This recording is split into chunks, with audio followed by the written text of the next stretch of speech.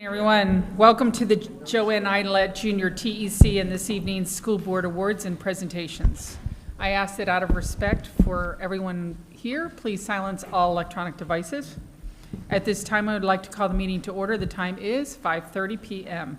I'd like to recognize the superintendent for a series of awards and presentations. Thank you, Madam Chair. We do have approximately 4 presentations this evening, and I will turn it over to Ms. Maddox to facilitate those presentations. Thank you, Dr. Moore, and good evening, everyone. It's wonderful to see you here tonight. We are going to start off with our Casual for a Cause presentation. And for those of you who are not familiar with Casual for a Cause, that is a day each month where our students, teachers, and staff members, they get to dress down in exchange for a donation to an organization that we've selected for our Casual for a Cause calendar. And last month, we selected Gifford Youth Achievement Center, and our students, teachers, and staff members raised $2,104.63.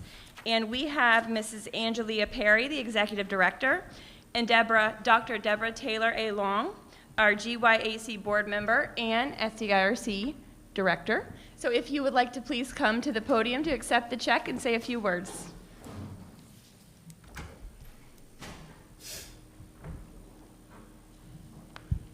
Good evening. I'd first like to thank the school district and its employees for this generous donation. We are always proud and happy to continue the partnership with the school district as we help this district maintain that A grade. We think we're being a part of that, and we want to, as Dr. Moore always indicates, be best by students. So that's the goal of GYAC in terms of our programming, our after-school and summer camp programs. It's an academic-based program where students, our focus with students is helping them with any academic or educational assignments they have during the after-school program, and we continue that model during summer camp where we're preparing them for the upcoming school year. So thank you again for your generosity, and we look forward to the continued partnership.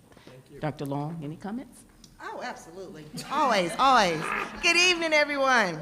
And again, as Ms. Perry has said, we're just ever grateful because GYAC is a slice of life that a lot of people don't know about. And I see some of our volunteers in the audience. I'm always excited to see them. So thank you for coming out. And it takes a community to educate these students. And at GYAC, we are a community all over, not just in Gifford. People come from everywhere, and especially our retired educators. So we're very excited to have them present each and every day to work with our students and ensure that they are getting quality instruction. So thank you for this. This will go a long ways in helping us do what we do. Thank you.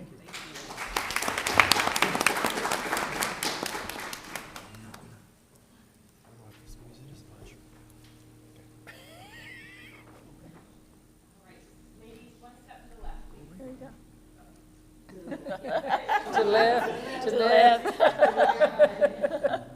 1, 2, and 3. Thank you very much. Thank you, ladies. Thank you.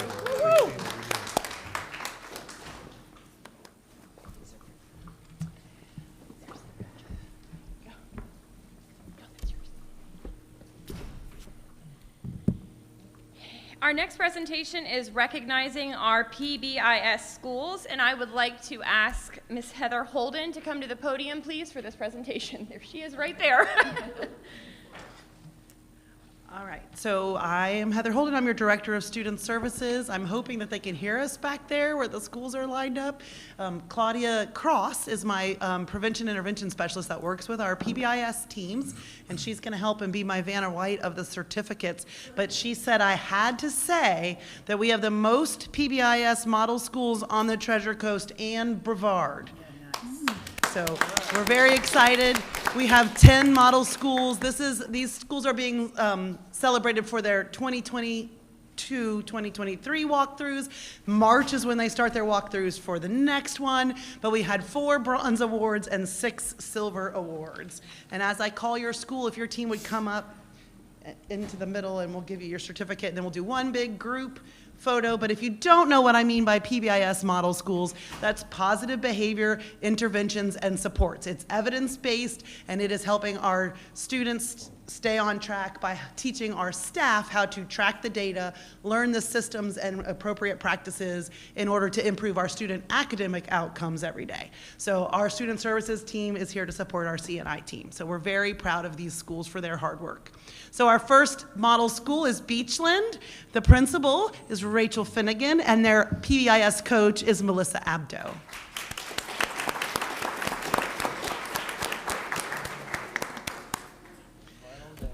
Our second model school at the silver level is Citrus Elementary School with the principal of Miss Jones, and their PBIS coach is Rachel Nicholas, and it looks like they also have their lovely administrative assistant principal with them.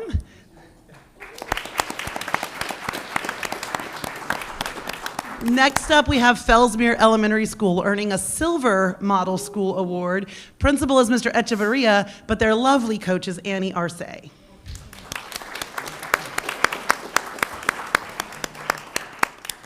Now, when I call up Gifford Middle School, we invited all the administration and the coaches, and the Gifford Middle School Bronze Award, they were so excited they brought the whole team.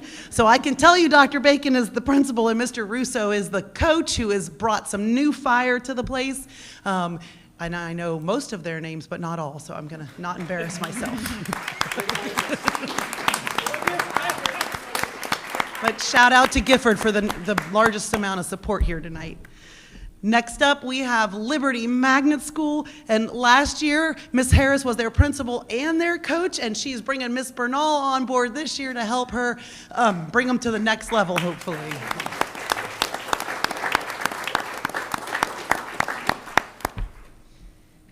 Now we're going to Believe in Blue. We've got Oslo Middle School. They earned a bronze award, and we have assistant principal Mr. Ken Brown here to represent Mr. Kinsley. Their coach last year was Miss Spivey, but they are now being led by Miss Federaro, excuse me. All right, next we have Peace, Love, and Sea Turtles earning a silver award. That's Miss Whitfield is the principal, and Mr. Adkins is the coach.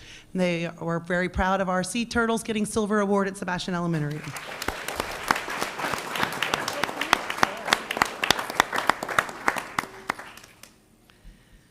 Next up, we have Sebastian River Middle School. Mr. Riskin is their new principal this year, so we're going to give him props for all the awards for last year. Their coach last year was Dr. Garrick, but this year he's being led by Mr. Vignola. So Mr. Vignola is going to bring us to the next level.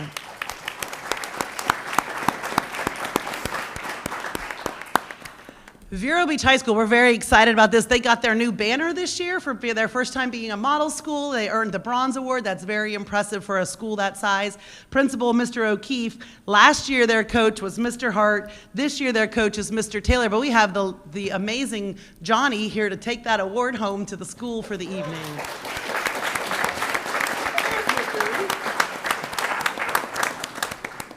And last but certainly not least, earning a silver award, we have Wabasso School. Principal, Mr. Kolstead, and the coach is Mrs. Wardlow. So we're very excited about the Phoenix Rising. All right, we're gonna take a group picture, and I hope you guys know what that means. You are way too far apart from each other. So we gotta scooch.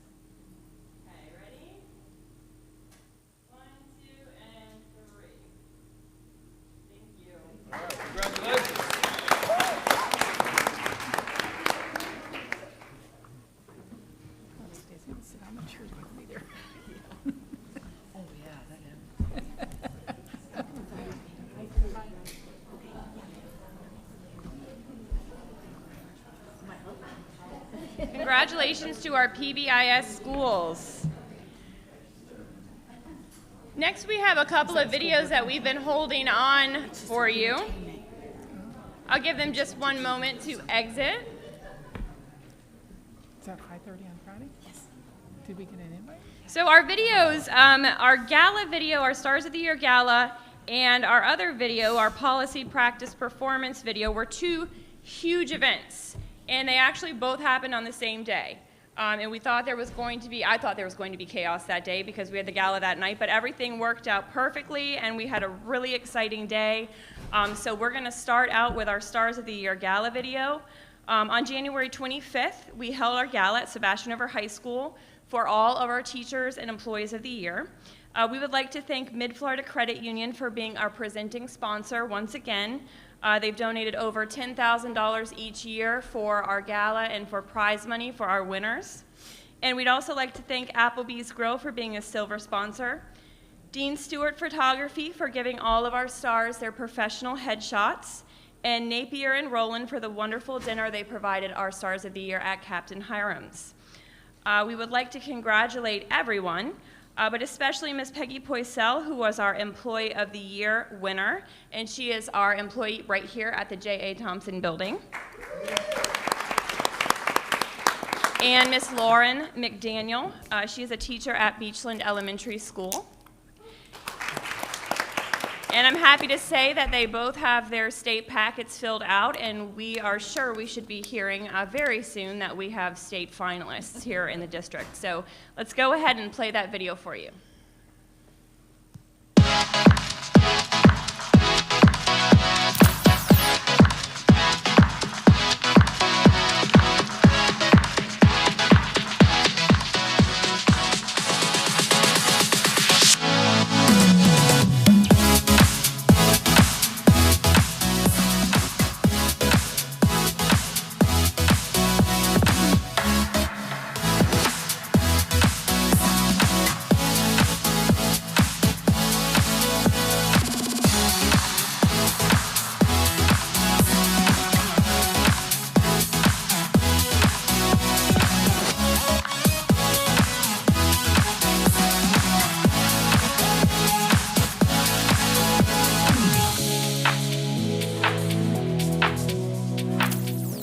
Employee of the Year is Peggy Poisel.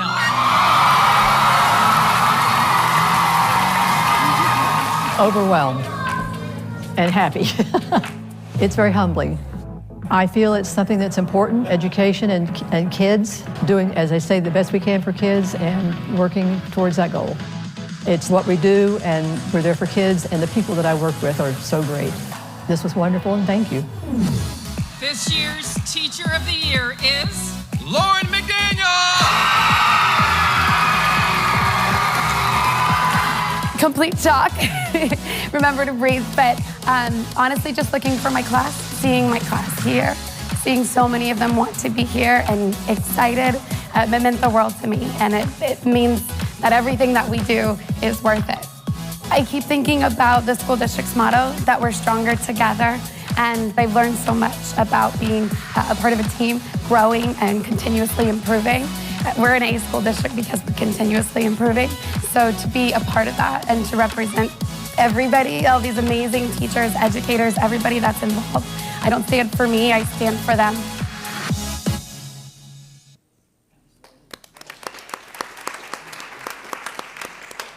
So Lauren had no idea that she was receiving prize money that night. And so when Mid-Florida presented her with the $5,000 check, she was absolutely dumbfounded and just kept saying, I thought this was my prize, and she was holding a wooden plaque. I just thought this was my prize, and she was totally happy with the plaque. But it was just wonderful seeing, she had her whole class there, I think, with her celebrating. And so it was really a great night. I think it was one of the most energetic galas that we've had so far. So thank you to all of you who were able to attend. So earlier that day at Vero Beach Elementary, very early in the morning, we started our policy practice performance session, a 2-day interactive event where educational leaders from throughout the state and even out of state and some of our community members toured our Moonshot School, which is Vero Beach Elementary, where we showcased the school level and district level blueprints that drive instructional excellence here in Indian River County.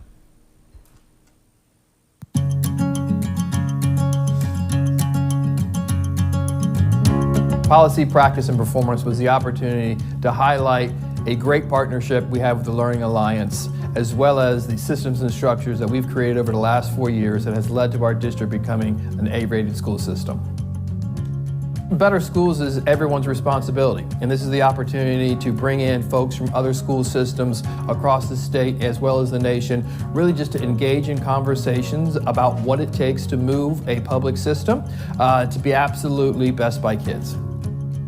Today was the opportunity to see instruction in action. You know, we can talk about how we use data to drive instruction, we can talk about common planning, but today was the opportunity to go in and see how teachers are driving instruction based on that data, the various levels of instruction to meet the needs of all the learners in the classroom. It's one thing to talk about it, but it's another to go in there, open up your school system, and allow individuals in our community across the state to see how we are truly building capacity to be in service of our kids. At Vero Beach Elementary School, we're going to prove to the world that 90% proficiency isn't just a long shot dream, it's actually something that can be done. So through this partnership with the Learning Alliance, we are drastically accelerating the opportunities to build capacity of the instructional staff there, improve the overall student culture. It is going to be the guiding post for us across our entire county on how we can improve the quality of instruction and build world-class teachers and world-class leaders. In our tour of the Moonshot School, we got to see some really incredible teachers providing really high quality instruction. One of the things that really struck me was how engaged every student was in every classroom. We got to hear about all of the different kinds of supports that are provided to teachers in this district, and in particular at the Moonshot School. We got to hear about coaching and professional development supports and just so much collaboration that's going on. It was really impressive.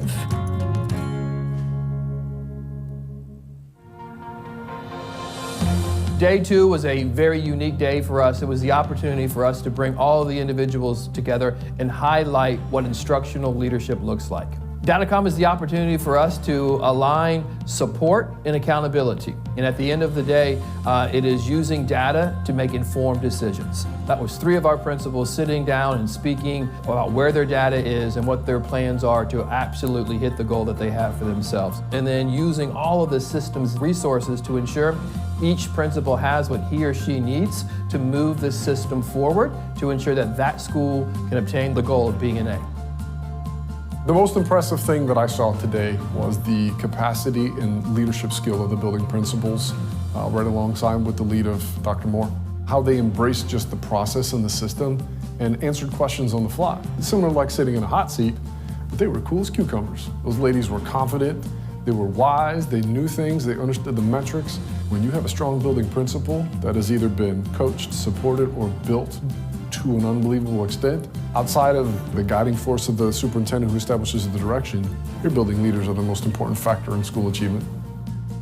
The reason why I came here is to affirm that the things that we are doing are truly right in line, and we're finding that we are. We are doing the same type of processes with putting systems in place, with how we do our walkthroughs, and making sure we're systematic with how we provide that feedback back to the principals and debriefing. So we feel now there's certain tweaks that we're going to do. We want to get different ideas. I like some of the schedules with the fact that you guys have 3 datacoms. So those are some of the tweaks that we're learning. My wheels have been turning the whole time that I've been here. One of the things I would really love to see is ways that we can replicate or spread what's happening here in Indian River across the state and beyond. Today was absolutely outstanding. We had superintendents and district leaders here from across the state of Florida as well as the nation. And it was the opportunity to engage in conversation, not only to highlight the work that we're doing, but to learn from them. Although we are an A school system, our goal is to ensure that every single school in our community is in fact an A. And today was the opportunity to move further towards that goal, an opportunity to connect, engage, set a high expectation, and collectively uphold that expectation.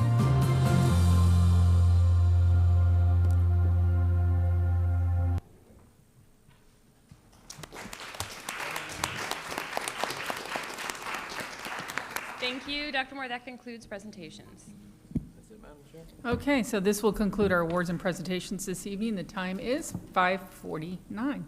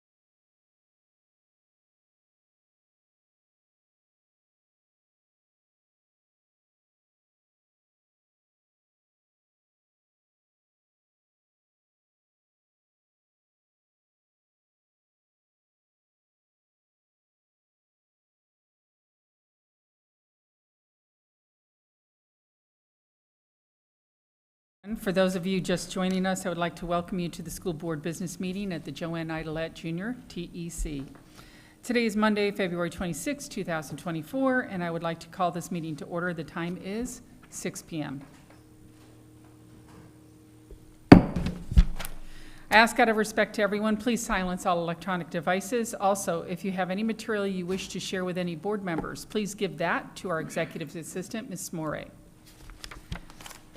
At this time, I'd like to present the Sebastian River High School Navy Junior ROTC under the direction of Commander Retired Peter Bissonette, United States Navy, and Master Sergeant Retired Michael Hussey, United States Marine Corps, for the Pledge of Allegiance. Please stand.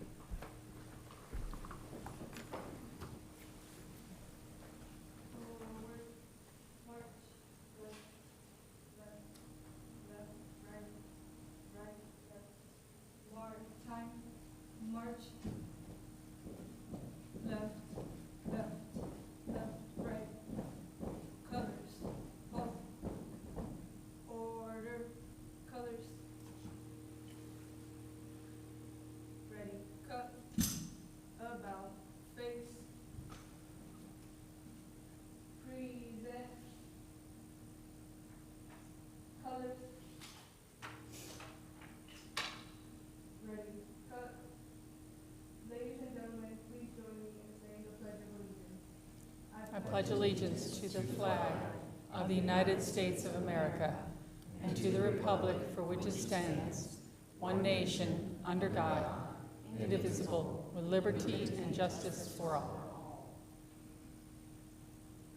Order, colors,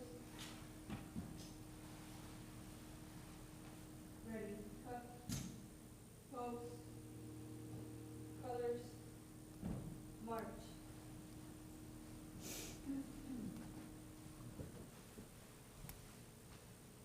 Post, colors, hand salute, ready, two, post, colors, march.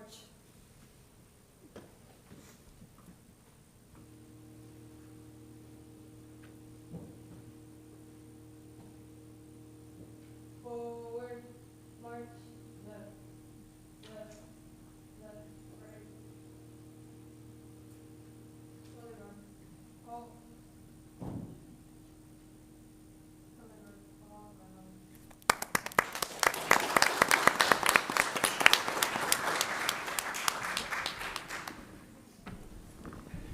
around. Okay, we thank the students for doing that.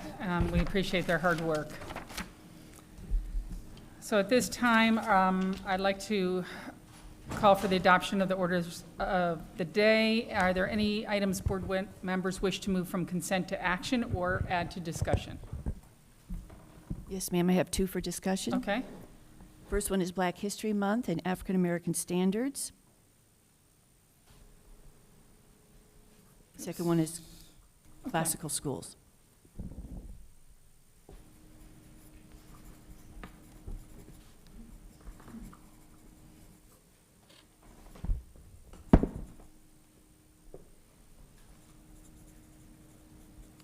anyone else? Okay. So I'd like to call for adoption of the orders of the day as amended. Could I get a motion? Second. Mrs. Rosario? Dr. Pasca? All those in favor, say aye. Aye. Aye. Anyone opposed? 4-0. Okay, I'm going to recognize Dr. Moore for any presentations. Thank you, Madam Chair. No presentation, but we do have a proclamation in honor of Black History Month. So at this time, I'd like to call Tony Brown and Kevin Browning to the podium to read in to the record the proclamation.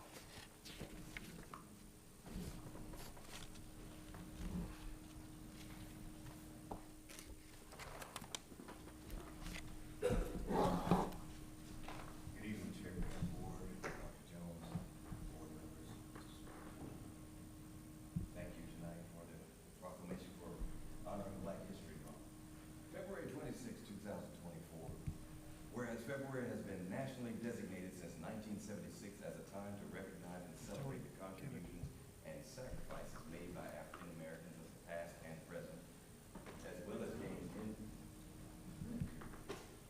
about that. As well as gain insight and inspire progress for the future. And whereas historian Carter G. Woodson and other notable African Americans launched a Negro History Week celebration in 1926. The annual observance grew to honor the achievements by Black Americans and other people of African descent. And whereas in 1976, as part of the nation's bicentennial, Black History Week was expanded and became established as Black History Month and is now celebrated all over North America.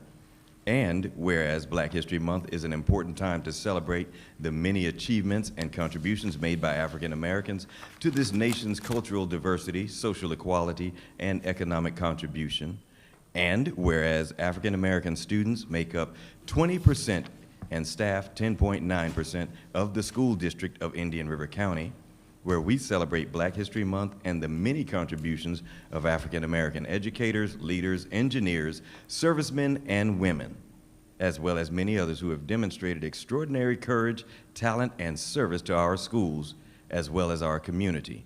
And whereas the graduation rate for African American students has increased by 9 percentage points since the 2018-2019 school year, which is indicative of our students and families accessing quality educational opportunities provided by our organization and using it as the foundation for a successful post-secondary career and quality life. And now, therefore, be it proclaimed that the School Board of Indian River County that we designate the month of February 2024 as Black History Month, adopted this 26th day of February 2024. I would like to take the opportunity to thank Kristen Maddox for her hard work, her insight to put on the website the points relative to African American history.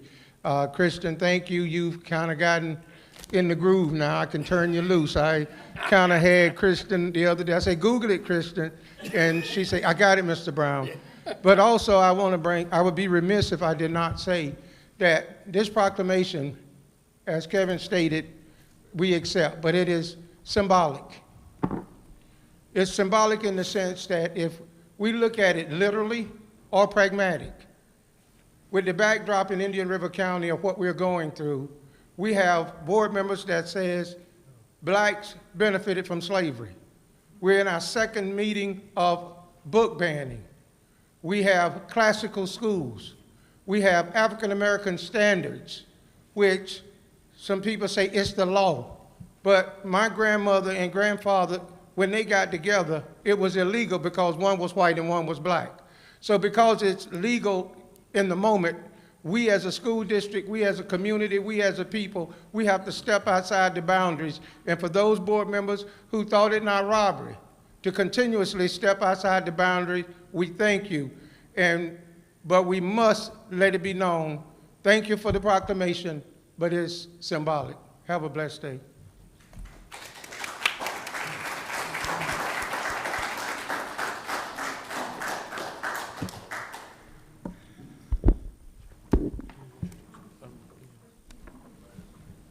Do you have anything else in your superintendent's report? Yeah, okay. All right, so we have a proclamation. I need a motion to approve. So move. All right, could I get a second? Second.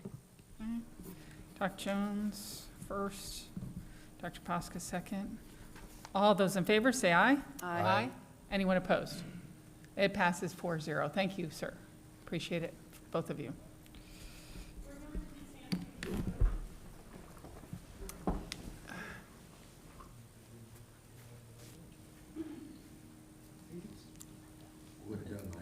At least you have that option. Okay, ready, 1, 2, and 3. Thank you very much. Thank you.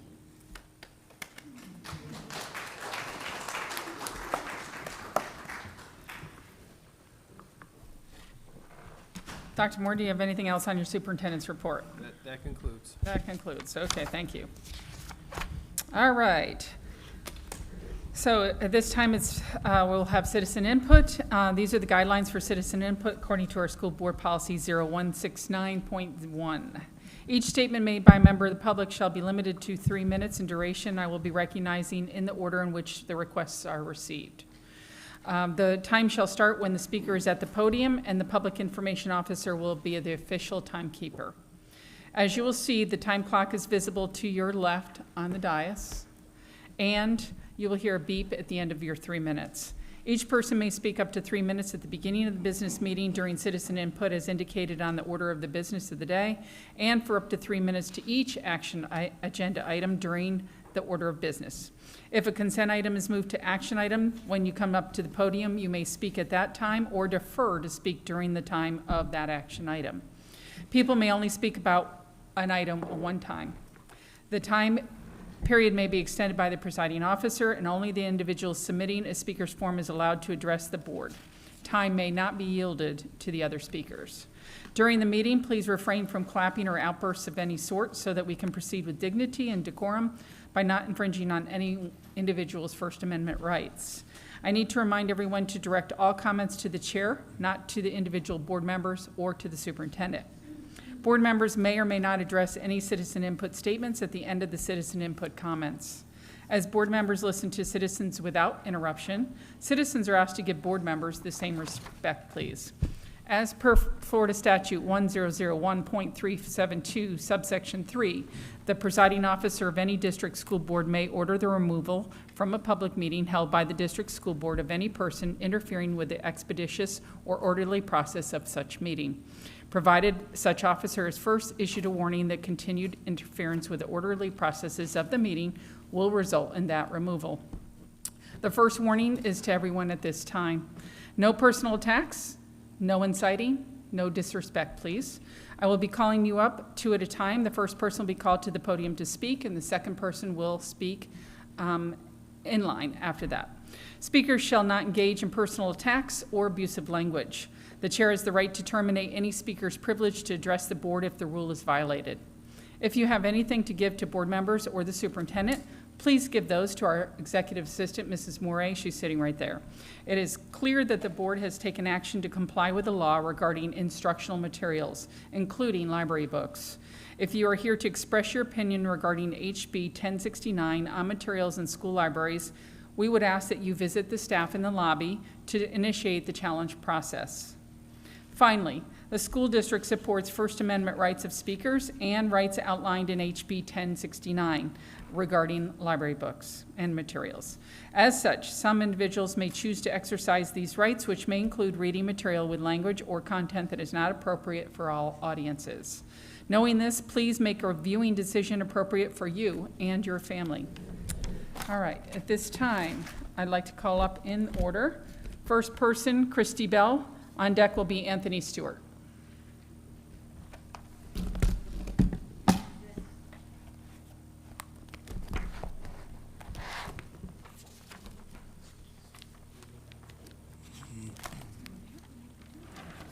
Well, that's relevant. It's not needed for right this second at all. You don't have to read it. Okay, ready? Thank you. Thanks.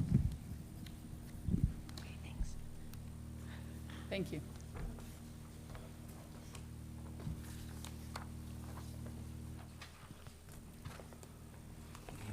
So I want to talk about something tonight that maybe isn't appropriate for little children to hear.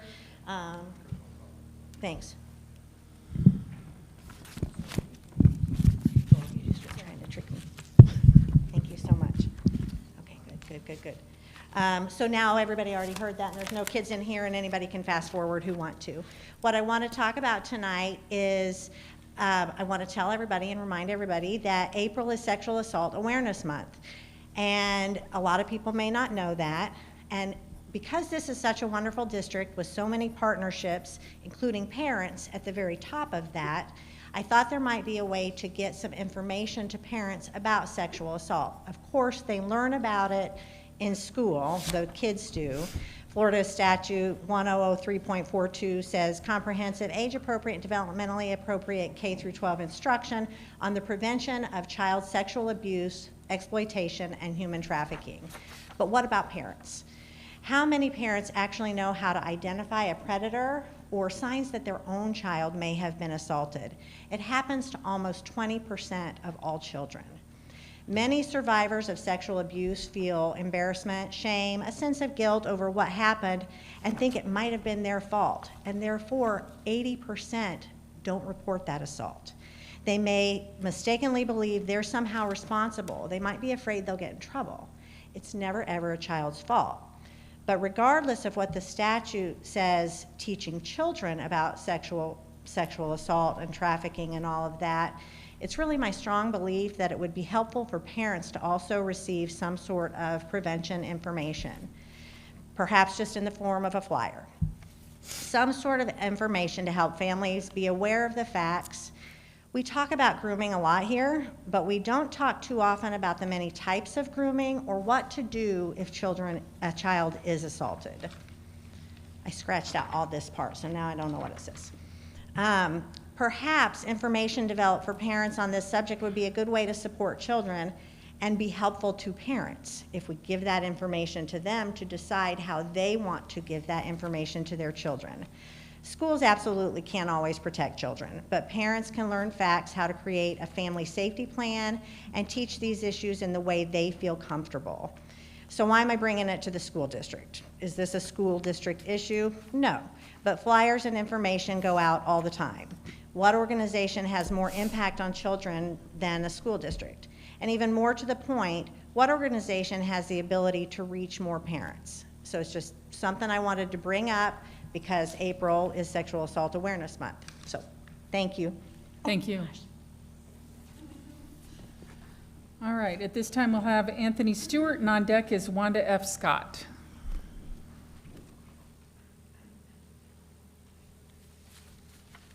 She has something she's going to pass out to each board member and to the attorney, I guess.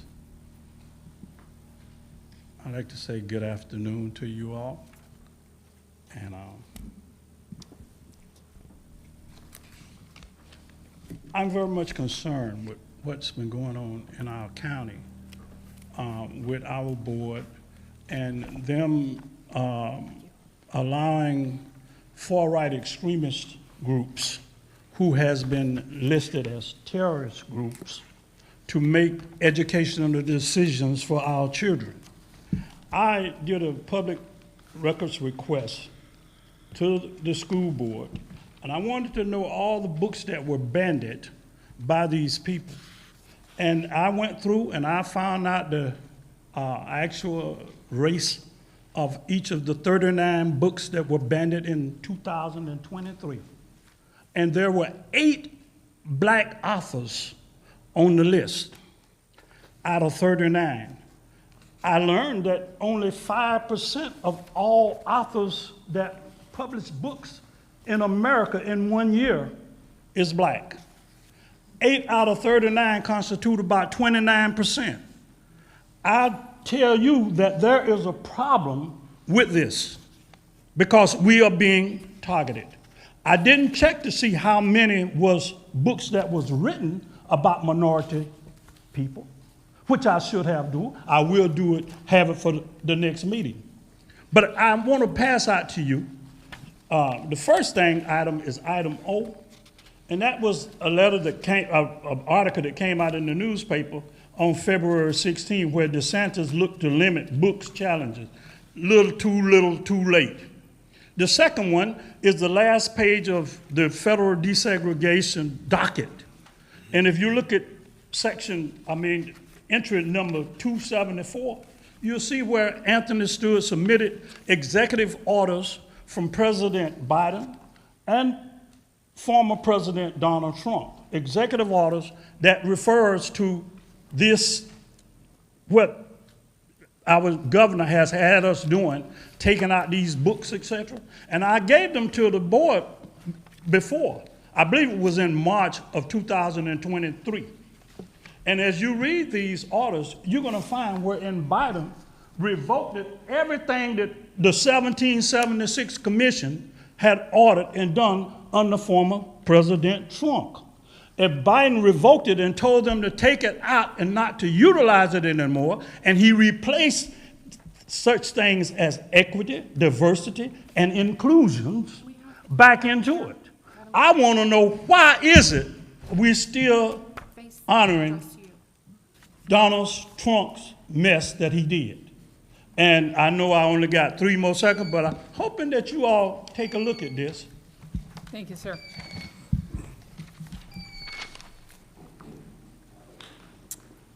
Okay, Wanda F. Scott and Melissa Kels-Burdick is on deck. Good afternoon. I'm kind of wanted to read the 1776 Commission. The purpose of the American founding envisioned a political order in harmony with the design of the laws of nature and of nature's God, seeing the right to life, liberty, and the pursuit of happiness as embodied in and sanctioned by natural law and its tradition. The recent attack on our foundings have highlighted America history related to race. These one-sided and divisive accounts too often ignored or failed to properly honor and recollect the great legacy of the American national experience.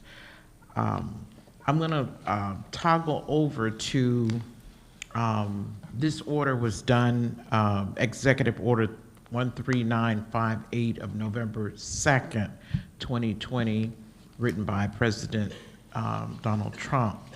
Now, this other order was written by President Joe Biden, who's the current president, and it's Executive Order 13985 of January 20th, 2021.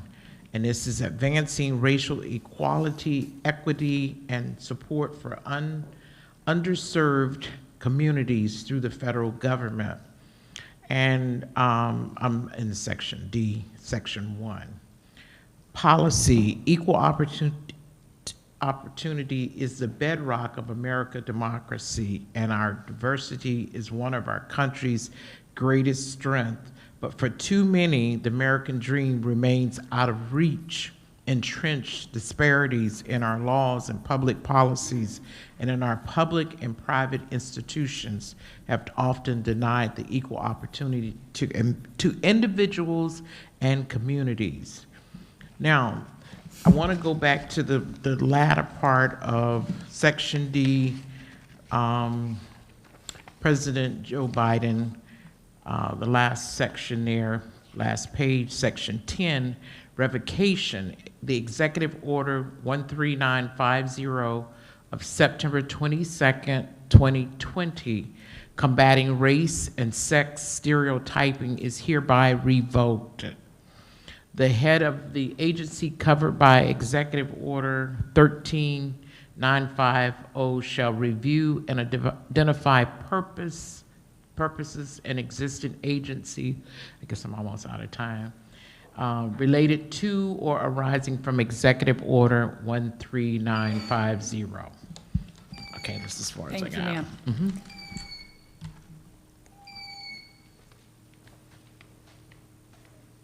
Are you good over there? Okay. All right. At this time, we'll have Melissa Kels-Burdick. On deck will be Jennifer Pippin. It's good to see 4/5 of you up there. Good evening. I've titled my talking points The Good, the Bad, and the McNasty. I'll start with McNasty. It seems that a certain local opinion writer not only is entitled to his own opinion, but it would appear his own facts. According to said writer, the local fringe group Moms for Liberty wasted taxpayer time on politicized culture wars. Fact, the fringe group is 4,200 taxpayers strong in Indian River County. The said culture war is a national conversation perhaps missed by the mom-obsessed Mr. McNasty. Fact, school board members who supported masking and social distancing and politicized fear exacerbated the mental health issue of many students, even though dissenting scientific voices and parents cautioned otherwise. Fact, no one is after Dr. Moore's job. It's a narrative that was opined and continued over the course of the past 3 years.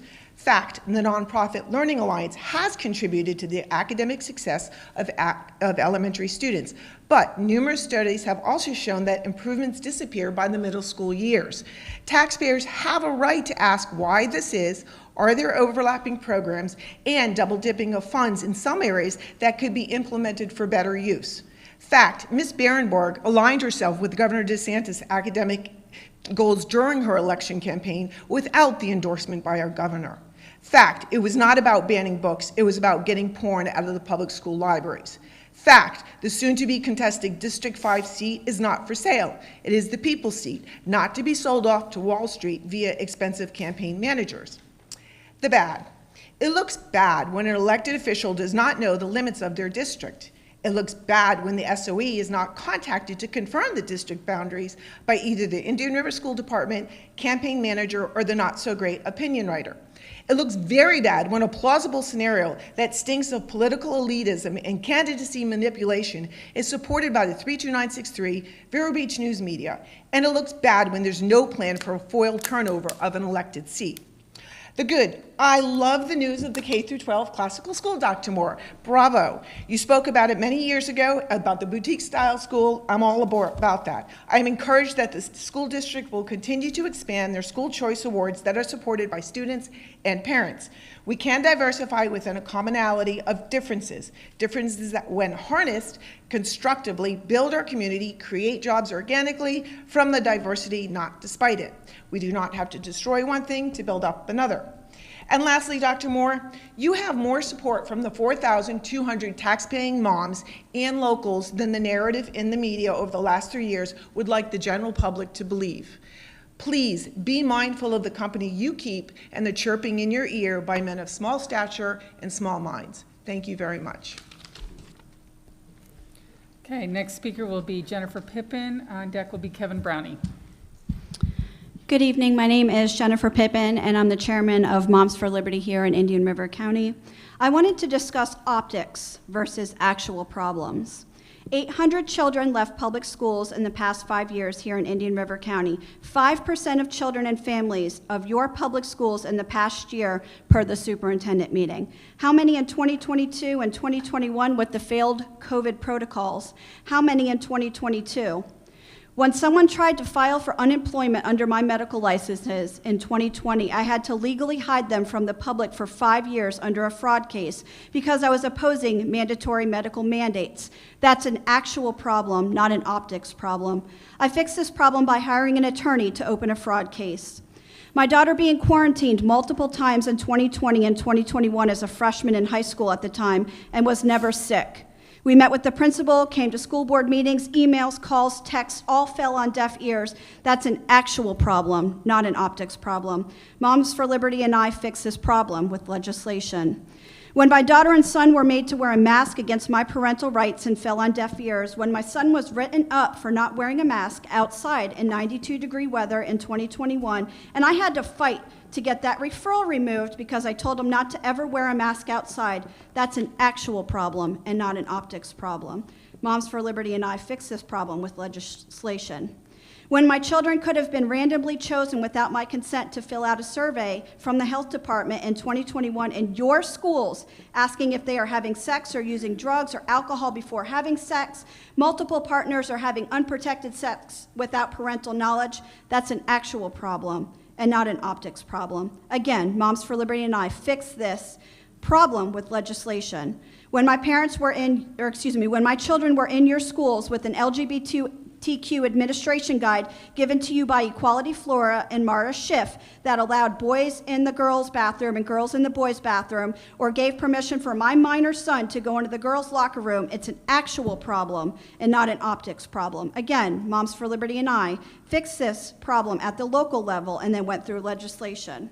When my son was messaged on Snapchat that if he didn't fight a certain bully when he changed schools, that he would be jumped by 4 to 6 boys in 2022 and shuffled into a bathroom by a group of boys and told to fight, he left your schools with a mild concussion, swollen cheek, bleeding lip, having a blurred vision after telling the assistant principal early in the week that this bully was threatening him and it was an actual problem, not an optics problem. Some adults in this room are still sharing that video of these minor children in the fight, calling my son the bully to oppose me. Moms for Liberty and I joined the Code of Conduct Committee and fixed these issues in 2023, and we're still serving on that committee in 2024. All right. Thank you. Kevin Browning's next. Michael Marsh is on deck. Well, we're being told in Florida that Roberto Clemente may be back on the show somewhere in Florida. And we're also hearing that maybe Rosa Parks' true story just might be told and her book will be unbanned. And students may also be able to read about Anne Frank. Did you hear that in Miami, students had to have a permission form in order to hear from a black author? As you can tell, there's much work to still be done, but I want to thank you intently, at least those of you who are trying to do what's right for all students of all backgrounds and all religions, and make our learning environment in all schools safe and inclusive for all students. There are so many good things that are happening in Indian River County, and more should be and could be happening. We just hope we can keep us on track to supporting our public schools and students' mental, physical, and intellectual well-being. Thank you. Michael Marsh is next. Thomas Kenny is on deck. I have something to pass out, please. You need to give it to Ms. Moore. Yes, ma'am. Yeah, just don't want my time to start yet.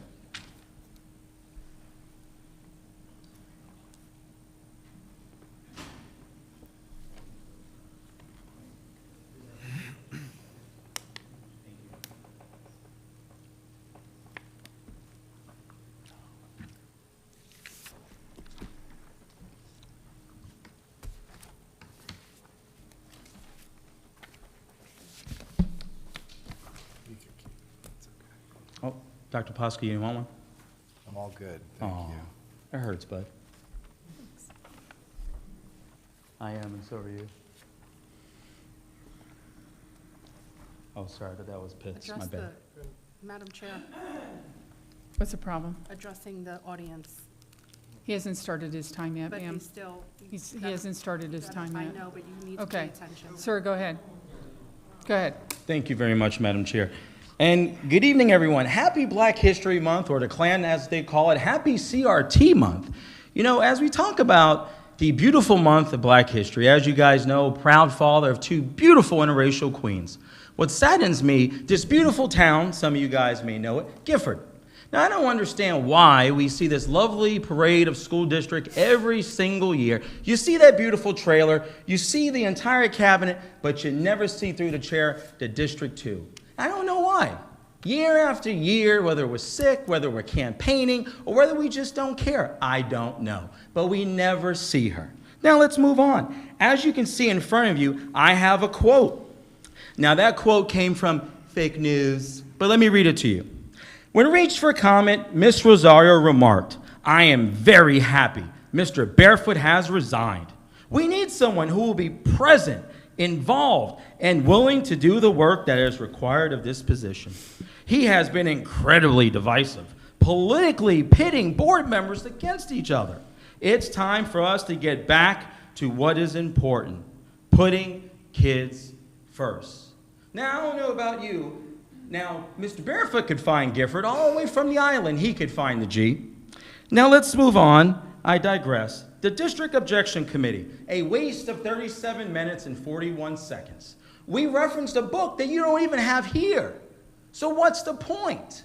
An absolute waste of time. We have the experts. Why do we even have this District Objection Committee over a book that's being referenced? All the evidence within is a book that's not here. So if we stop pandering, we have a table out here, for what reason? Maybe I should go after the Bible. What if I did go after the Bible and there was books that reference the Bible? Does that mean we remove everything that has to do, make reference to the Bible? It's the same premise, right? A book that's not here, it's referenced in that book. So what if I go after a book about the Bible? Now, I love Jesus just like many of them on the board do, but what if I do that? Is the same premise going to hold true? Let's find out, shall we? Value Adjustment Board, have we figured that one out yet? Is Mr. Andros coming back, or who are you guys going to get? Percentage of kids checking out the books. That hasn't changed, right? Because I remember we couldn't even get 30% at Sebastian River High School, Vero Beach High School. Did that change? Oh, that's right. But let's make sure no more gay or black books. If we only had Dr. Schiff back here. If we only did. Those were some good times. And last but certainly not least, through the chair, Dr. Moore, I want you to know that there are over 1,000 Mike for Liberty members. We support you, sir. The work is good. The work will continue to be good, and there's systems in place. But wait, I have a point of clarification. Good night. Okay, then. Mr. Kenny, you are up. You are our last speaker. Oh, thank you. How's everyone this evening? Anyway, I just want to thank you all for what you're doing. It's good stuff. Before I get started, Roberto Clemente is in our libraries. So is Rosa Parks, books on her. So is Frederick Douglass. So are a bunch of black authors and books on great black historical figures. And we should celebrate that accurately. And that's all I want to say about that. Secondly, I came in late and I saw the awards presentation from the two-day symposium with the Learning Alliance and the data and what you guys did. And I wanted to find out for myself, because people say things, people do things, but you find out by gathering the evidence and having yourself presented to it. And what I saw was an amazing thing. So I commend you for what you're doing, Dr. Moore. I think it's awesome. The data-driven instruction, that term you constantly use, is starting to make clear sense to me. And it's something I can definitely support. I spent some time with Barbara Hammond, the president of the Learning Alliance, and it was good to know, and she thanked us, Moms for Liberty, because we were both advocating for Amplify. Because Amplify is one of the only curriculum materials that had the science of reading curriculum style in it. And then in 2022, the DOE made that a rule, and we in Indian River and Highlands County are the only two counties that were prepared to in full compliance. And so that's very important. And this classical education thing, I really enjoyed the discussion on February 12th at the workshop. I think everyone had great input. Even the idea of getting appropriations, I think that's awesome. But I really appreciate what you said, Dr. Moore, and the fact that we need to remain nimble. So let's not wait on appropriations, let's pursue them. But I think you need to remain nimble, get this going, get it started, because there's a new marketplace for schooling out here. And we need to take advantage of it while the iron is hot. So I just want to thank you all for what you're doing, and keep approaching it honestly with full transparency. And this school system, the sky's the limit. Thank you. Okay, is there a Margaret Murray here? Okay, I see that you had submitted by email your form. It was received yesterday, I believe, or was it received today? Today, okay. Is this the first time you've ever approached us to speak? Okay, you understand that we have a timeline, in fact. Okay, thank you. I want you to understand that.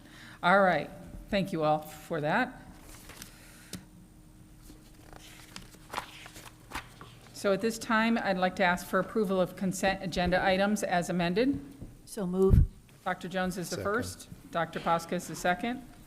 Any discussion? All those in favor of approval of the consent agenda, say aye. Aye. Aye. Anyone opposed? It passes 4-0. Okay, at this time, I'd like to recognize the superintendent for reporting recommendation for any item that was pulled. So, Dr. Moore, I don't think we had any items pulled. Correct. All right, so we're good.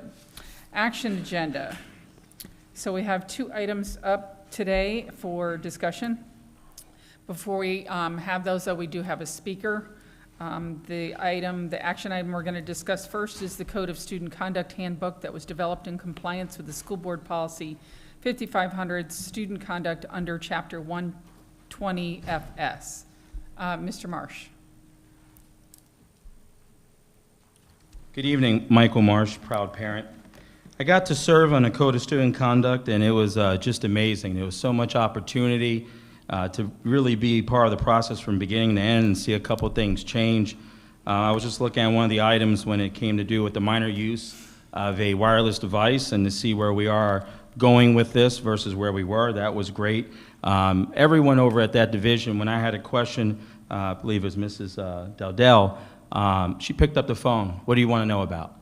And I'm really glad, and hopefully this continues where we always have this type of committee that we could be part of it, because there's a lot that goes into it.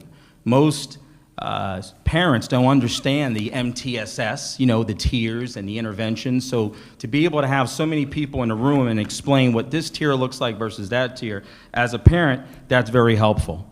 And I think a lot of times there's not enough thank yous. So I just want to thank that division very much, and Code of Conduct looks great.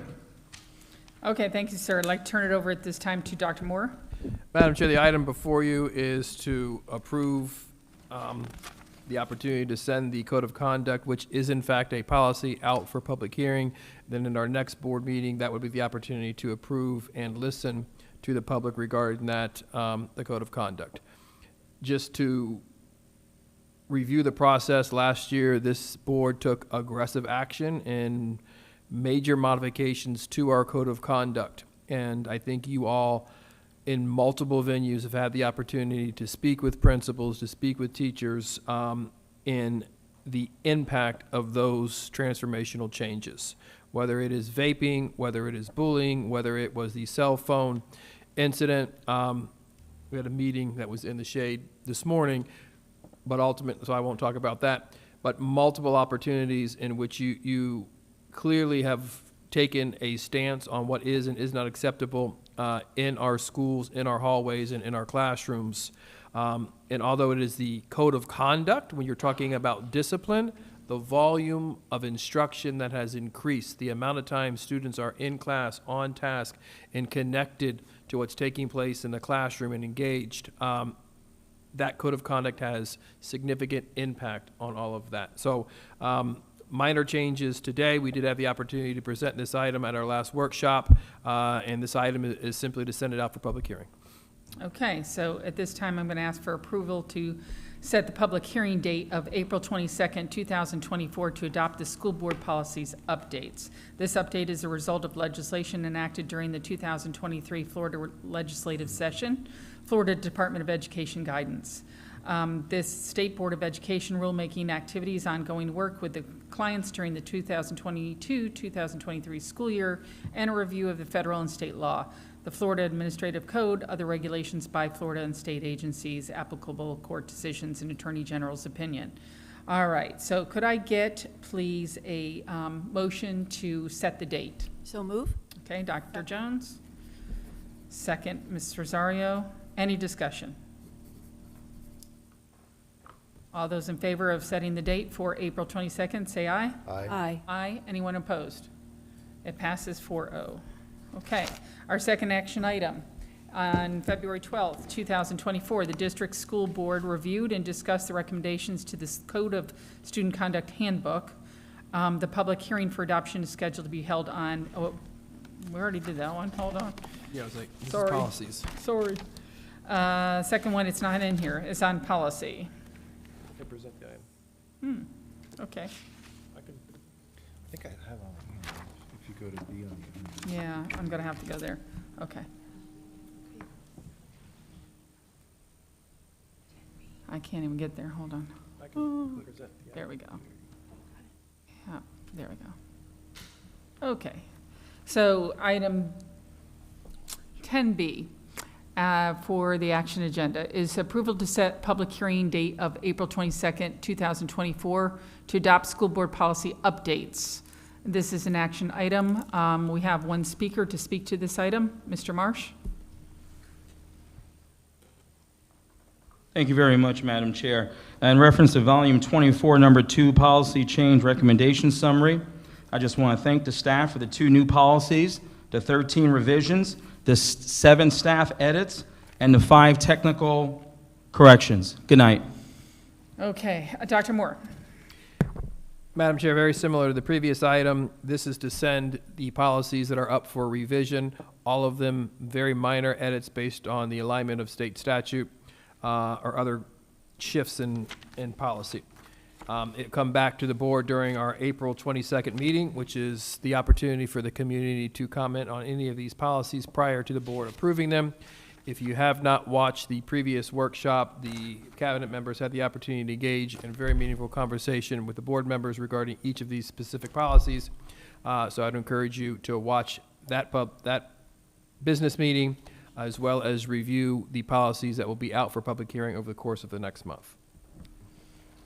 Okay, so at this time, I'd like to ask for a motion to approve to set public hearing date of April 22nd, 2024, to adopt the school board policy updates. These policy updates are enacted because of the Florida legislative session in 2023.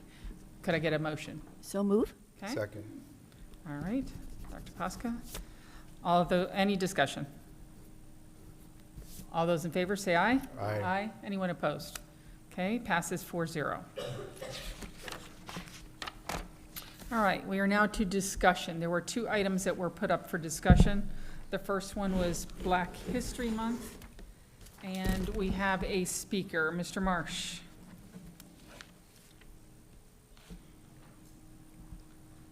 Thank you, Madam Chair. I believe also the standard was included in that, so I just want to speak to that. Thank you very much. Once again, through the chair, Vice Chair, back when you were the chair, you made certain that this did not fall on deaf ears to the community. So to continue to bring this up so nothing quietly gets passed, we thank you. Because to think and to even say and to hear myself repeat it once again that slaves benefited, I can't even imagine, not just for us the parents, but as a teacher, to have to teach that standard. And for that student, for that little young man and woman, to have to come home and say, well, what do you mean? We benefited. As an African-American student, we benefited from slavery. It was a good thing. That's disgusting. So whether it's one person on this board or a collective, and I remember when that letter was supposed to get sent to Tallahassee, and a few of these board members made certain that that was very important to the school district of Indian River County. It was important then, it's important now, it'll be important when they come back around to try to teach this nonsense. So I applaud you, Chair, Vice Chair. This needs to continue to be a topic of discussion, because it's disgusting to ever entertain, well, sure, but they learned blacksmith and all these other things. There was nothing good about slavery. It's like telling the Jews Holocaust, not that bad, guys. It's disgusting. So it's pivotal that we constantly see these items on this agenda. Whether this room is full or we have just the NAACP, we're going to keep coming back in here and telling you that no one benefited from slavery. So I applaud you, even after all the attacks to the chair and the vice chair, you keep standing strong through the chair, Vice Chair Peggy Jones, because we're going to be here to the end, and there will be no end to our Doc Jones. All right, thank you, sir. Dr. Jones, you brought this item up. Yes. First of all, thank you very much, Dr. Moore, for the proclamation, to Mr. Browning and Mr. Brown for reading the proclamation. Thank you, Ms. Maddox, for the webpage. It helped me get to the activities for Black History Month. Sebastian Elementary, Rosewood had great activities, and I'll be going to Vero Beach High School Thursday after school when they have their presentation.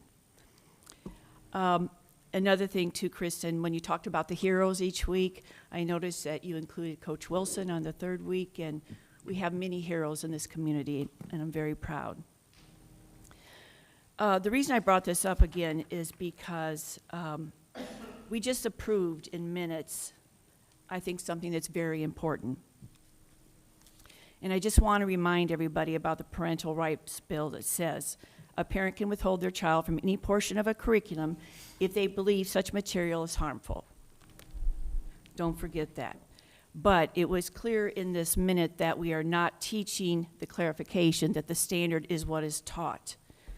And it's a clarification that says that slaves have a benefit. Is that correct, Dr. Moore? Through the chair, the state is yet to provide the resources, which I think is the natural next step. When you look at those specific resources, you'll have a better understanding of what is being asked to be taught. Okay, and it just said that the instruction is going to be based on the standards. So I wanted to make sure I got that out there because this will be full implementation this following year. Is that correct? Yes, Madam Chair. Okay. I just continue to say that because this is in middle schools. We're talking about standards and clarification. So I'll be watching it. I'll be watching it on a regular basis. I want to see what happens when we go to this part and to make sure that parents understand they can pull their child from that. And one other thing I wanted to add, at the end actually of Mr. Ansbacher's note that he sent to us on October 31st, and that had some information about CRT and gender identity. The final note said, the Florida Department of Education academic standard from the paper of October 31st that Mr. Ansbacher sent us. Social Studies and African American History website links and other publications emphasize the role of racial analysis, including CRT, as part of the required instruction statute. So again, I just want to make sure this is all clear as we begin the school year. And of course, I'll bring it up again and see where we are when we get more information from the state. Do you know when that will come, Dr. Moore? Through the chair, I do not. Can you, I'm sorry, may I? Sure. Well, it's discussion. Are you done? Are you done? For now, yeah. Okay, go ahead. Can you read that again that you just read? What you just read? Yeah. Mr. Ansbacher's note, yeah. Yeah. Just the last, Can you go a few lines up so we can get the full understanding of what you just read? the FDOE academic standard? Sure. I mean, I don't have it in front of me, so I don't know what you're reading. The October 31st letter that we received from Mr. Ansbacher said that Social Studies and African American History website links and other publications emphasize the role of racial analysis, including CRT, as part of the required instruction statute. That was in the last paragraph of his letter to us. And I thought this just kind of worked together with talking about the Parental Bill of Rights. One of the things that we have heard from many people in the community is, you know, how are we going to say to our children in the clarification that slavery is a benefit? And if that continues to come down the pike through the next year when we go into full implementation, I want to make sure that parents know when it's being taught. I want to make sure they know they can pull their child from that class at that time. Yeah. Mr. Rosario? Dr. Moore, it's my understanding CRT is prohibited based on the new legislation. Can you clarify? Because that might be, and I don't have it in front of me, Mr. Ansbacher's letter, you know, to pull it so that we can just confirm. It sounds like it might be something else that might have been an explanation, but from what I understand, CRT is prohibited. So can you please? I don't have the article in front of me either, so if I was able to look at it, I could probably give a better response, but I will take a look and provide feedback. But you know about the legislation, you Yeah, know yeah, about, yeah. That is correct. We all know that. Okay, thank you. I just want to make a comment. Okay. Go ahead, Dr. Jones. Next one? Oh, sorry. Dr. Kosko, you want to speak? Okay, we're good. Go ahead. All right, well, before you start, hold on. We have a speaker. So the second item that you brought up was on classical schools. Yes. Mr. Marsh? Good evening. I heard some great feedback. I watched a beautiful presentation, but I'm a little confused on one thing. I remember hearing we're going to survey parents. I want to know when that is, because we're doing all this, and if you get no feedback that there's not a want need, are we still going further with it? How much money has been spent to go down the rabbit hole of classical education to appease the one board member? How much? I'll do a public record request tonight and find out. But again, we're doing this for what? So when we get the survey to the parents, because surveys are great, we send them out on everything. Oh, wait a second. God bless you. Okay. So we send surveys out for everything. So if the feedback comes back, and let's just say, I don't know, you get 10 parents. Do we continue the classical educational route? Do we? And I'm just curious. Because at what point is enough enough?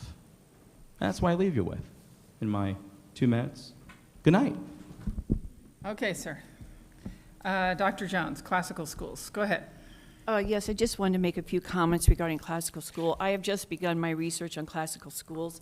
I have a visit scheduled next week. I hope to get 2 or 3 more scheduled.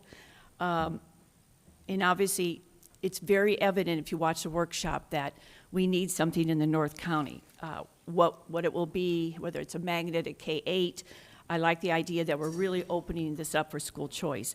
But the questions I have received is, when are you going to talk to the parents about what we really want? So I guess my one question is, where are we on the survey, and will we be having community events? Dr. Moore, we used to do that when we open new schools.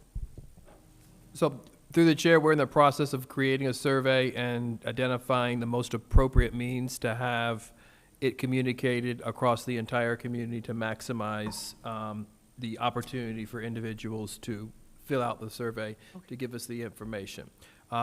If you did not watch that presentation, there is a strong wave over the last 6 years, 18 classical schools being created to meet a need across the state.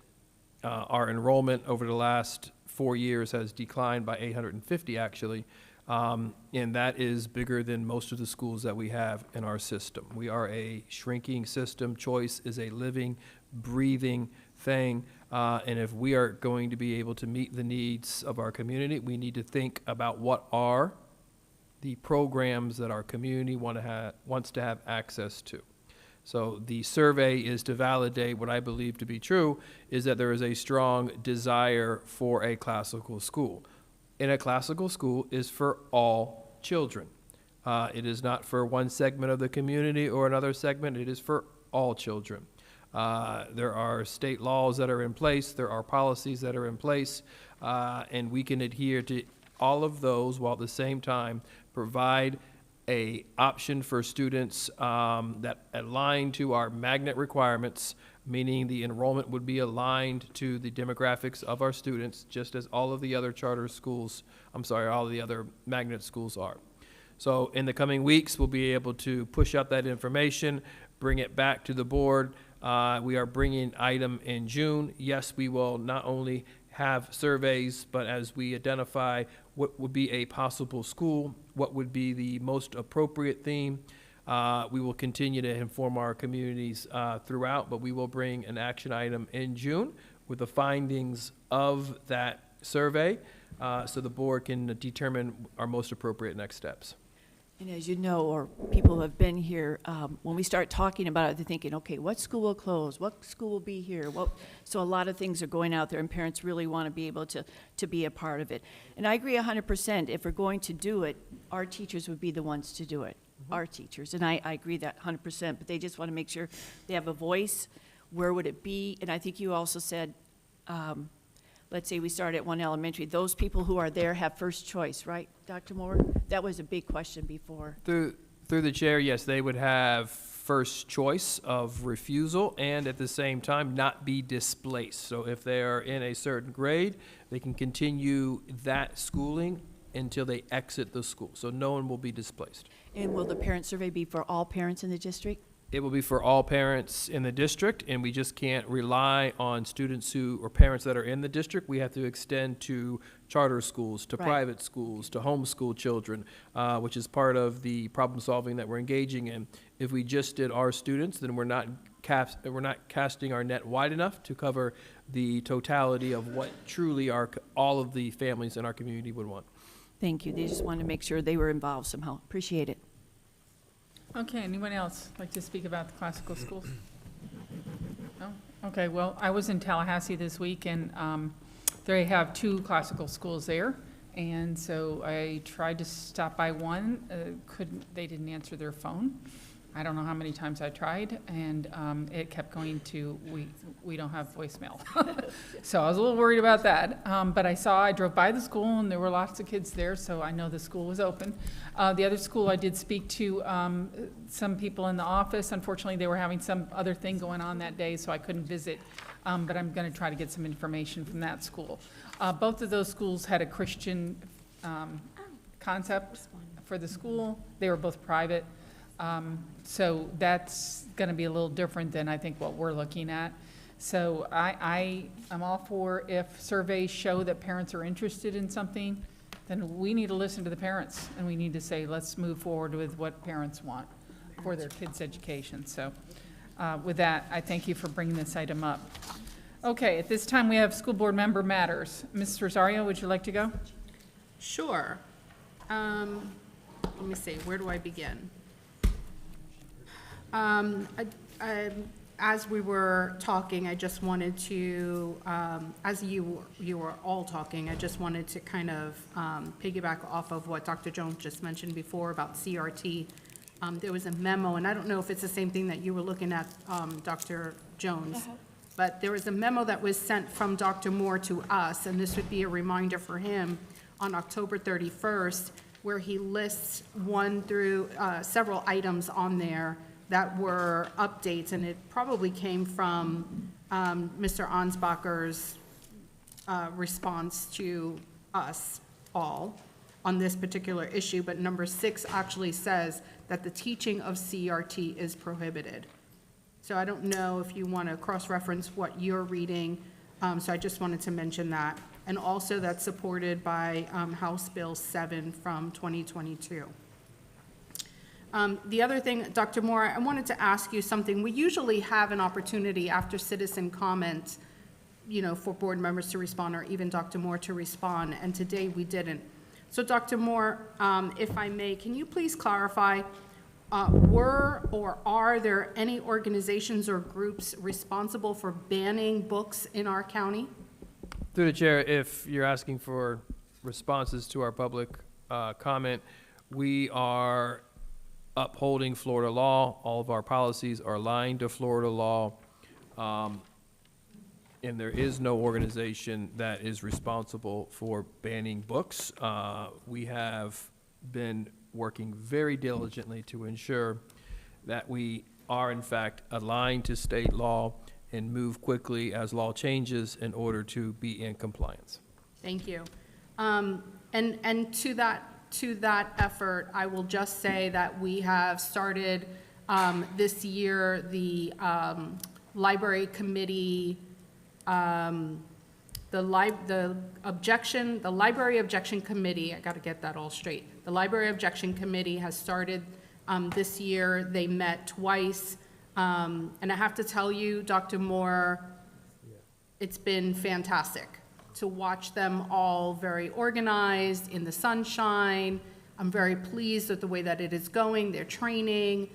Everyone is well prepared. It seems like everyone understands their role and their responsibilities. So it seems to be going well. And I just wanted to, all of the hoopla and all of the rumors about us banning books or having organizations banning books, that has not been the case here in this district. There has never been a book that has been banned in this district. There have been opportunities for parents to object, and so they can object to books, just like the law says that anyone can object to instructional materials, including library media center materials, and that's for anyone. And so that process, we are, again, as Dr. Moore mentioned, following the law. And actually, I think that we have one of the best policies and procedures out there. I have talked with many people from other districts, you know, just to get their feedback, and it seems like we've got it where it needs to be. So I'm very, very proud about that. Let me go back to I will mention also about, there was a comment about DeSantis limiting book challenges, and that came out of a need to address bad faith objections. And so the article from the Press Journal actually points at the one that was given to us. It seems like this was meant to be an attack on DeSantis, but it actually points out, quote, prohibit bad actors in school leadership positions from intentionally depriving students of an education by politicizing the book review process. It also says that bad faith objections made by those who don't have children learning in schools seem to pose an undue burden on school districts. And so the whole point of it was to prevent activists or, activist groups from banning or attempting to bog down the district with bans or objections on the Bible, which was just mentioned today, including dictionaries and reference material. So I would just push back on that. It's just a bunch of gossip. So let me just also say that the Stars of the Year night, Kristen, awesome, great job, as always. It's always something to look forward to. It was a blast. So congratulations to all the nominees, all the runners up, and the winners, Peggy Poisel, of course, Employee of the Year, and Lauren McDaniel for Teacher of the Year. That was so excited. Lauren's shock, even Peggy's shock was pretty, just for that alone, it was just outstanding. The Learning Alliance 2-day event, policy, practice, and performance. I have to say I was pretty impressed. See your big smile. I was pretty impressed. It was really, really nice.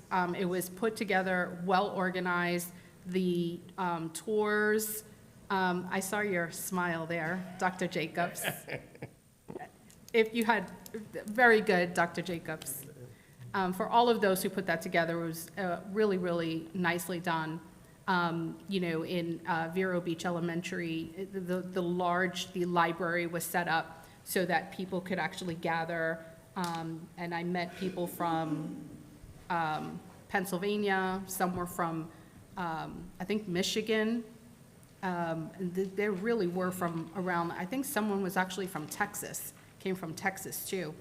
And so it was really nice to see that everybody gathered just to see what Indian River County was doing. And then we went on tours to all of the classrooms. I learned a lot, and I have to say there was one student, Ms. Besura was with me.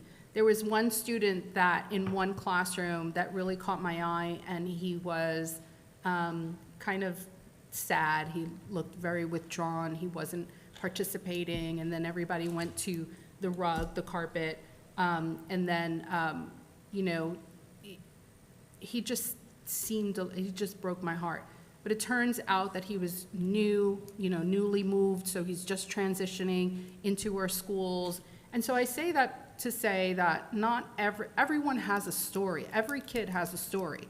Every kid is in a different situation. And so that's the point of having caring adults and great teachers and great education so that we can address the needs of every single student. And that's exactly what happened in that classroom, and it was really fantastic to see. So I'm happy that that occurred, including Datacom. Datacom was the second day, and it was kind of like a snapshot of what Dr. Moore and team, everyone around the table, how you all support principals. And what I like the most is that you get to ask principals, or someone gets to ask principals, what can we do to help you? What do you need? That I think is important. If you don't establish trust with your principals, they're not going to sit there and say, well, I need another $50,000. Not that that happened, but the whole point is that it seemed from someone watching and observing that they felt comfortable asking what their need was, asking and being able to say, I've already expressed this, but this is a need for us in our school right now. So that was pleasing. That was good to see. Regional science fairs, always so much fun. So much going on with the elementary schools. They're so cute, getting them to line up and give them their awards. So great job there. The Taxpayers Association, it was nice. Dr. Moore went to the Taxpayers Association and did what he does on how we are doing in the district and how we are now an A district, so great job there. I think it's important for us to get out and reach the people where they are and let them know, give them, as much status on the work that's happening here in the district. And then I'm gonna circle right back to classical, because in our last workshop, when the superintendent presented what he's going to do moving forward and how he's going to present that to us in the summer, part of that would include town hall meetings so that he can get out into the community and explain, to the community what we're looking to do. At that point, moving forward, of course, there's going to be a timeline. So we'll wait for the superintendent to kind of, package that all together and bring it to us at that time. So I look forward to hearing from him on that. And with that said, I am done.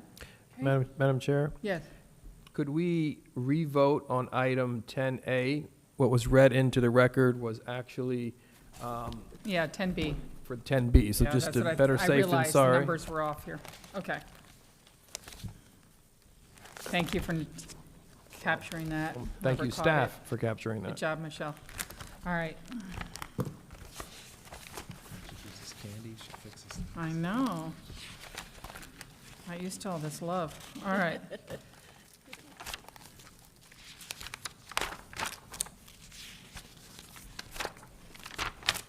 Gotta go back. I'm back. Past all the handouts.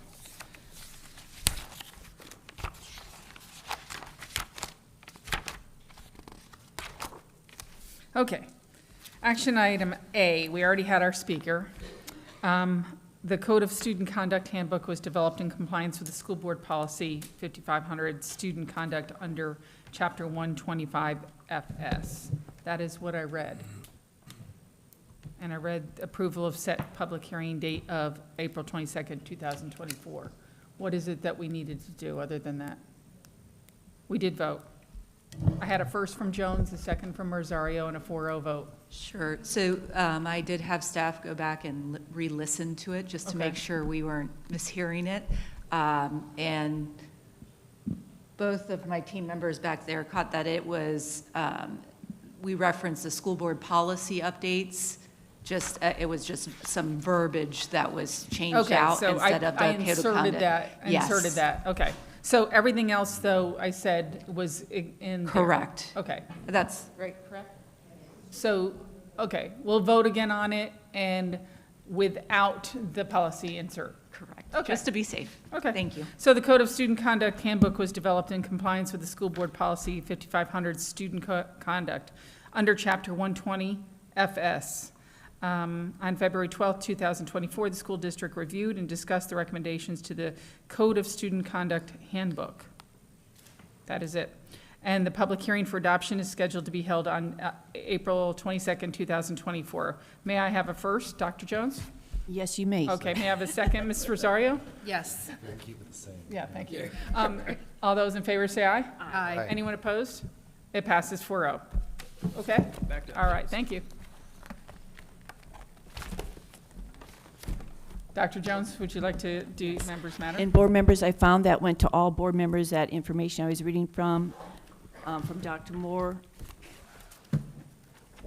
on November.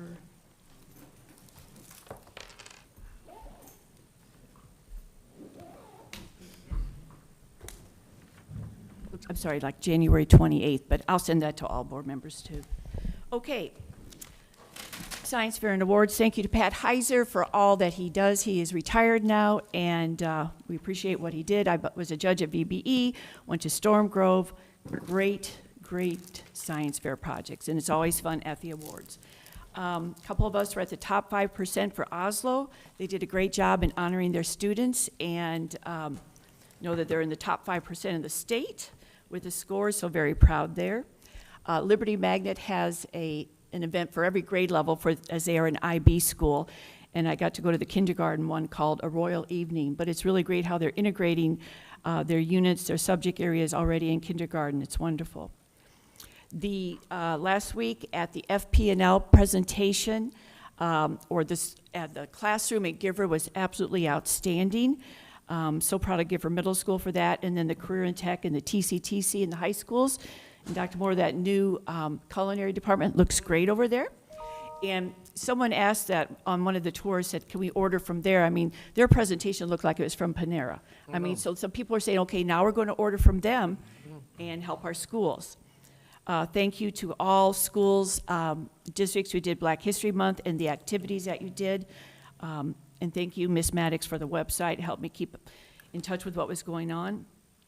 In January, we had a snowflake ball. That's Vero Beach High School and Sebastian River High School and the inclusion students and their partner students. They have that at the Elks Hall in Sebastian every year at no cost to the students. And if you ever want to have some great time, go up there and be with those kids. 2 baseball things this past weekend. Vero Baseball opened, had a good game. Then HBCU this past weekend, Mr. Seymour, Dr. Moore, Ms. Maddox, a few of us were there. Dr. Moore threw out the first pitch, and that was a great event, great night. Yeah, just great night. And we saw a lot of our students and parents there. It was great to see. The Fun Fest a couple weeks ago with substance abuse in the school district at the IG Center was outstanding. It's just a lot of fun for the kids. It's no cost to get in. A lot of booths there with the nonprofits. And I think my favorite was Sebastian Middle. They had the animal farm, and it was really cool, yeah. The ring ceremony for Sebastian River High School for football, that was absolutely wonderful. They were so proud of getting those rings. They were the Sunshine State Conference in their area. And I'm telling you, when you see recognition like that and see the families and the kids, it's absolutely wonderful. The Learning Alliance, I've been to a couple of their events at VBE and a part of MCAM with the bold idea for extended learning, which Dr. Long and her group, they do a great job of it. You know, it used to be, okay, we're here after school. No, there is instruction, there is engagement. So these things just coming together, it truly takes a community. And thank you for the great 2 days there and the teachers and the support. And what I really see, Dr. Moore, that I think is unique is that the support that the district is giving our teachers, not just at the VBE, our school there, but going out there and being with the teachers. I come in many times and I love it because I don't see anybody here and you're out at schools. And I just absolutely love that. We could push paper all day long, but being out at schools is so fun.